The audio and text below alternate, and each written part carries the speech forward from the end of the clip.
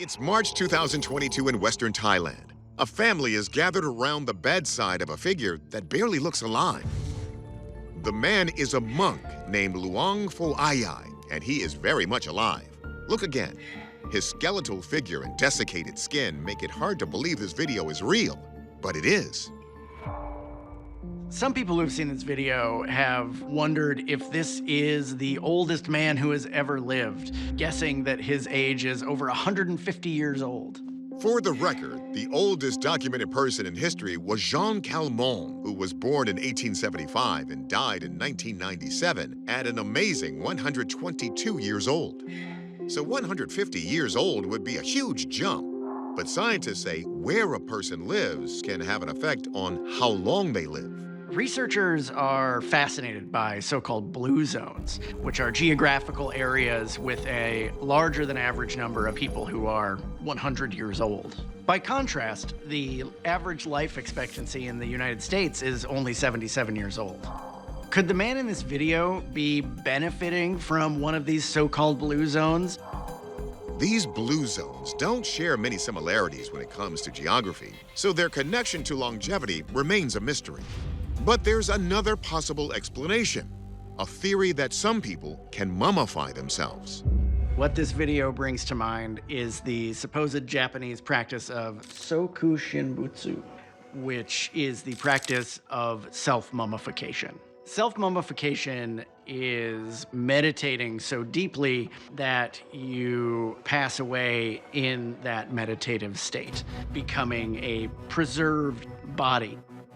The practice is believed to have been observed by Buddhist monks who would practice a form of such extreme asceticism that their bodies would simply mummify themselves.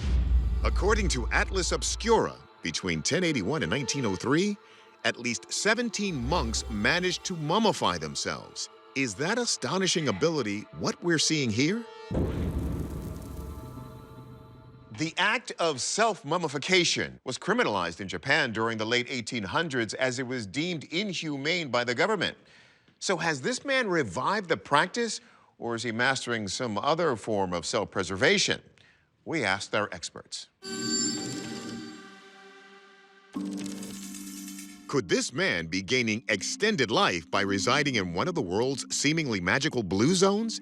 Biologist Stephanie Menke says that's an easy no. Being in a blue zone is not a factor that allows him to live this long. This is in Thailand. It's not in one of the blue zone areas. So could we be looking at a real example of self-mummification in action? Menke is doubtful. I don't think we're seeing self-mummification here. You know, that his skin has gone through a lot over time and his muscles have broken down and he's just aged. It appears he has plans to become cremated after he passes, so he's not attempting to become a Shoku Shinbutsu. Menke believes this may be nothing more than a determined monk using a trained, focused mind to prolong the inevitable. Your mind can actually have a great influence over your health. There's studies where monks have been able to actually change their internal core temperature by several degrees of Fahrenheit just through meditative states. I definitely think that mind over matter could have helped him live this long because he's been able to keep his stress so low, likely because of meditating. Emergency physician Ed Hope thinks Luang's appearance and his advanced age, whatever it is, have to do with how much he eats. Luang probably has a very modest diet, and he probably avoids some of those other things that might speed aging up, such as smoking and drinking alcohol. Research backs up the hypothesis that calorie restriction slows down the aging process, but it can't prevent inevitable muscle breakdown known as sarcopenia. So sarco means muscle and penia means a reduction of. So we're seeing a reduction of muscle mass. The cells he produces now aren't as good as the cells he's produced before. And that's why he's got this very frail appearance.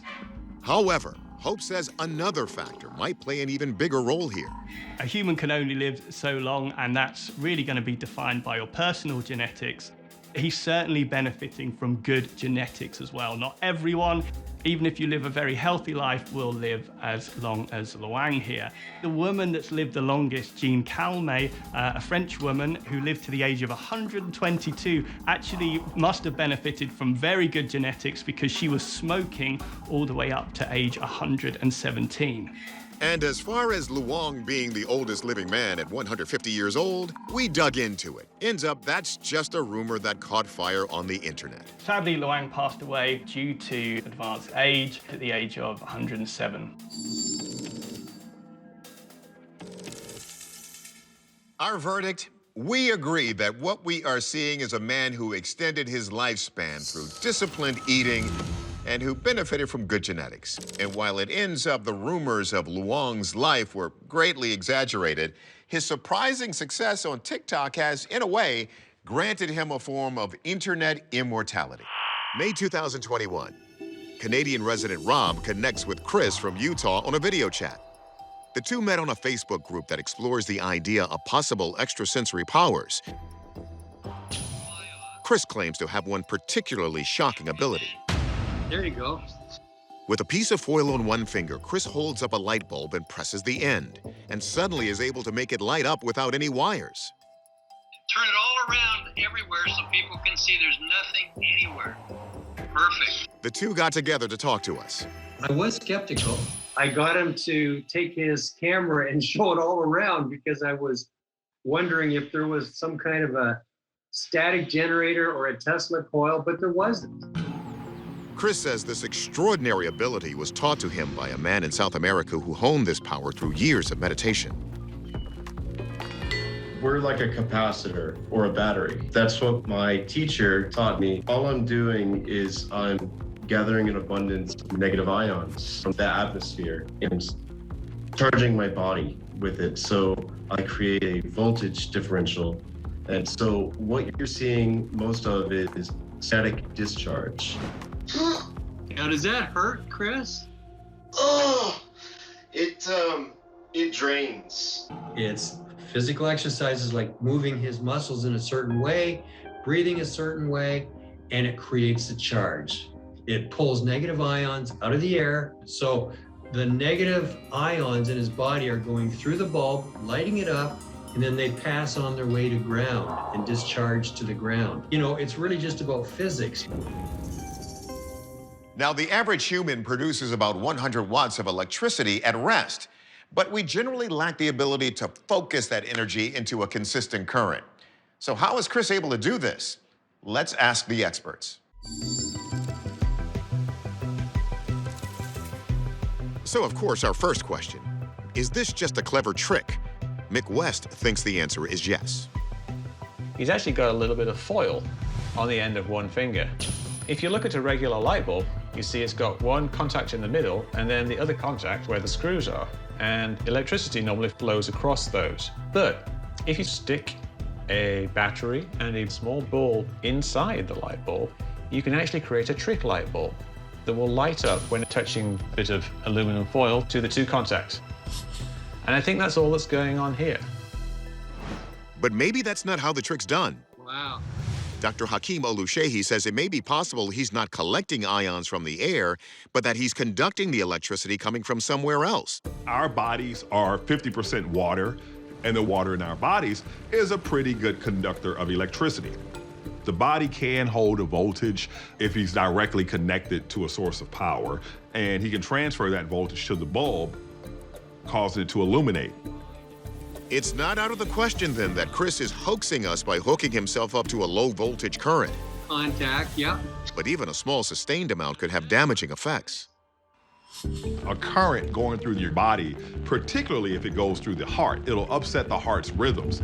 So the first question may be, how are they surviving this? Ow! When we talked to Chris and Rob, they insisted no wires or trick bulbs were involved, and even demonstrated this power in a new way. Let me hold your hand, okay? And I'm gonna take the bulb and I'm gonna touch it to the ground of the table. There it is.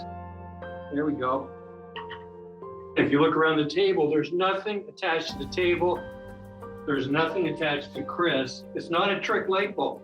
I can't make it go on by touching it. No way, no how. But if I grab his hand, then I can do it.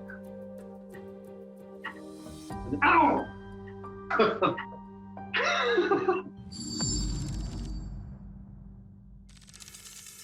Our experts were pretty convinced this was a hoax, but even though we weren't with Chris and Rob in person, their demonstration was pretty convincing. Since we can't explain how he's doing it, we're gonna call this an unexplained trick. It's November 2nd, 2021, 2 days after Halloween. Luca Botta is driving his delivery truck down a residential street in the suburbs of Nashville, Tennessee. Suddenly, he sees something that makes him pump the brakes, take out his smartphone, and film this. Hey, so out making deliveries, and what is this? Look, it's just floating. Something appears to be floating 30 feet in the air all by itself. And take a closer look. Is that a broom? Luca gets out of his car to investigate. Seriously, it's just floating. What could this be? Luca soon uploads his video to TikTok searching for answers. And according to author Alexis Brooks, everybody has an opinion. There were plenty of comments, everything from amazement to this was a hoax. But Luca maintains that this was an authentic video. It had no photoshopping or whatever.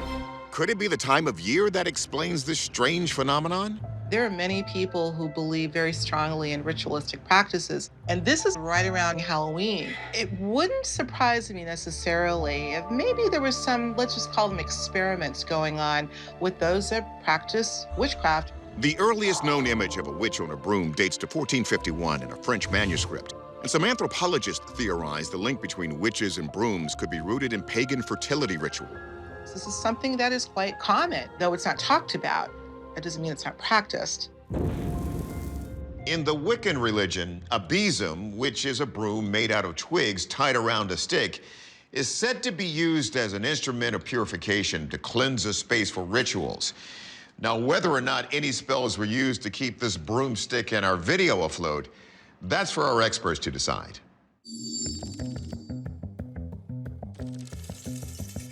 We begin with forensic video analyst Michael Primo. Though Luca denies it, could this video be faked? When the user zooms into this object from inside of his vehicle, the depth of field between the smudging on the windshield and the object is significantly different and thus is not a result of some sort of camera artifacting. So the object is there. No evidence of any kind of photoshopping or CGI was detected. Next, we take the video to meteorologist Juan Hernandez. Perhaps the weather is a key factor. Are we really looking at a kite? The way that the solar radiation comes into the Earth drives a lot of the processes in the atmosphere that could potentially lead to some minor changes in weather, potential geomagnetic storms that can create enough electromagnetism to cause power outages. So the sun does cause different kinds of phenomena, but not this floating broomstick. Taking a look at the wind observations from Nashville that day, winds generally were between 5 to 10 miles an hour. The average kite can take flight in winds of at least 5 miles per hour. But Hernandez says despite the optimal conditions, he sees a problem. When we look at a flying kite, you'll see that kite move to the left, move to the right, descend or ascend. The witch's broomstick is stationary. There's no movement, which rules out the presence of a kite. But wait, is it possible for an object to float by itself in midair? Believe it or not, physicist Matthew Shadaga says it is. So levitation does exist in real life. It relies on something called superconductivity. And we do it all the time in laboratories. And you can find all kinds of videos online, people using superconductors and levitating them over a track. But Shadagas also says there's a catch. Superconductors need to be near the magnetic surface. They're talking a few inches away, not tens of feet, as in this video. And it only works at cold temperatures. Liquid nitrogen temperatures. It's definitely not more than 100 degrees below zero in this video. So what do we have here? Shadagas has a theory. The fact that Luca drove under the broom and it continued to float tells me it's not supported then from below, but probably horizontal. And Shadagas believes that support came from a fishing line. Fishing line is very thin and very hard to see, especially from a great distance. You can use fishing line to suspend objects, and that's how special effects, in fact, were done in Hollywood movies before we had CGI. And it was only a few days after Halloween. Therefore, I imagine this was just a Halloween prank, and a very good one at that, I would say. Now, interestingly, we called Luca, and he told us there were trees around, but none of them were tall enough to attach a fishing line to. And he didn't see any light or telephone poles either. So, our verdict? We're gonna say hoax, but a pretty clever one. In fact, Luca said the broom later disappeared, suggesting someone moved on to Thanksgiving decorations. It's March of 2011. Scott Carpenter, a systems administrator for a small software company in East Tennessee, is conducting Bigfoot research in his spare time when his trail camera records this mysterious footage. It's a tough angle, but look at the upper left corner of the screen. Missed it? Scott himself didn't notice it until he got home and reviewed the footage. Then he made this enhanced magnification, and here, it seems like you can make out a dog-like head bobbing between the tree branches.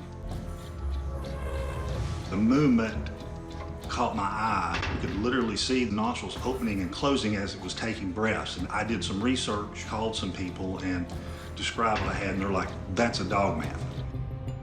Field researcher Ken Gerhardt explains that while dogman encounters are relatively new, reports seem to be increasing rapidly. There are popular podcasts where eyewitnesses will come on and tell about their stories or accounts or encounters. The encounters are often very chilling. Dogman is often seen feasting on roadkill. It chases and claws at automobiles as they go by. It's an utterly terrifying creature, whatever it is. The dogman craze traces back to Michigan. A local legend about the half-man, half-hound first caught fire in 1987 and then blew up again in 2007 when a man named Micah Grusa recorded this now famous footage known as the Gable film. It starts out like an unremarkable home video, but then shows a creature crawling on all fours, then standing erect, and finally charging the cameraman. The legend of the Dogman made people afraid to go into the woods. And I'm sure many 10-year-olds were scared to death by parents retelling the story around a campfire. Now here's the thing. Micah Grusa has always been upfront about the fact that the Gable film was a hoax. That's Mike himself in a costume running at the camera. Pretty impressive that the dude can move like that on all fours. But the phenomenon of reported dogman sightings is very real, and Scott Carpenter swears his footage is proof positive. So what do our experts think? First, we took the footage to anthropologist Kathy Strain. She says that if true, reports of the dogman describe different behavior from what we see here. Dogman is thought to be extremely aggressive, and if you're in their space, they will do everything possible to get you out of their space, including running you down. The video, I don't believe, shows a dogman because it would have tried to run Scott out of the area. That prompted us to analyze the video more closely. And our main man, Michael Primo, saw nothing hinky with the source footage. But when he inspected Scott's enhanced magnifications, the pixels told a different story. This recording has undergone some sort of change. The operator essentially stabilized this part of the video image and then applied what's called pixel interpolation or zooming. And I'm seeing symptoms of that here. Information may have been added to make something look subjectively better, but not objectively accurate. Based on the analysis that I've performed, I cannot authenticate these images, and I'm concerned about the opportunity to manipulate these pixels to represent something that wasn't originally recorded. Since Scott Carpenter's enhanced videos cannot be considered reliable evidence, we are going to have to conclude this is a hoax. While the Gable film video and images like these may capture the imagination of those who want to believe in Dogman, the rest of us will just have to keep sniffing around for proof.